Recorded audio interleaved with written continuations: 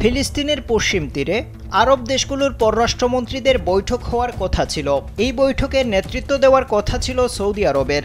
তবে ইসরায়েল ফিলিস্তিন অধিকৃত অঞ্চলটিতে সৌদির নেতৃত্বাধীন বৈঠকটি হতে দেবে না বলে ঘোষণা দিয়েছে। সংবাদ মাধ্যম টাইমস অব ইসরায়েলকে এক ইসরায়েলি কর্মকর্তা এই তথ্য জানিয়েছেন। রোববার ফিলিস্তিনের প্রেসিডেন্ট মাহমুদ আব্বাসের সঙ্গে পশ্চিম তীরের রামাল্লায় ঐতিহাসিক এই বৈঠকটি হওয়ার কথা ছিল। এতে সৌদি আরব, সংযুক্ত আরব আমিরাত, কাতার, তুরস্ক, মিশর এবং জর্ডানের পররাষ্ট্রমন্ত্রীরা যোগ দেওয়ার কথা ছিল।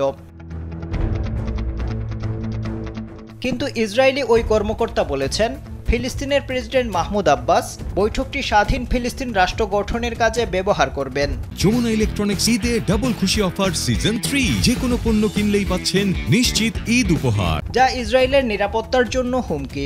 তাই তারা এই বৈঠক হতে দেবে না। পশ্চিম তীর যেহেতু ইসরায়েলের নিয়ন্ত্রণে রয়েছে, তাই সেখানে প্রবেশে আরব মন্ত্রীদের ইসরায়েলের অনুমোদন নিতে হবে।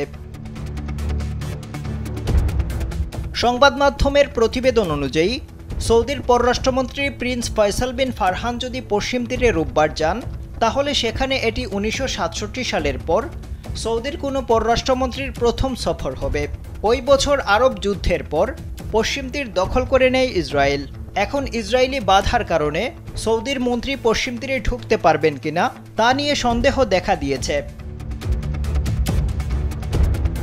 আন্তর্জাতিক গণমাধ্যমের প্রতিবেদন অনুযায়ী আরব মন্ত্রীদের হেলিকপ্টার জর্ডান থেকে রামাল্লায় আসার কথা ছিল, কিন্তু গেল বৃহস্পতিবার নিজের মন্ত্রিসভার সঙ্গে বৈঠক করেন ইসরায়েলের প্রধানমন্ত্রী বেনিয়ামিন নেতানিয়াহু। সেখানে সিদ্ধান্ত হয় এই বৈঠকে বাধা দেওয়া হবে।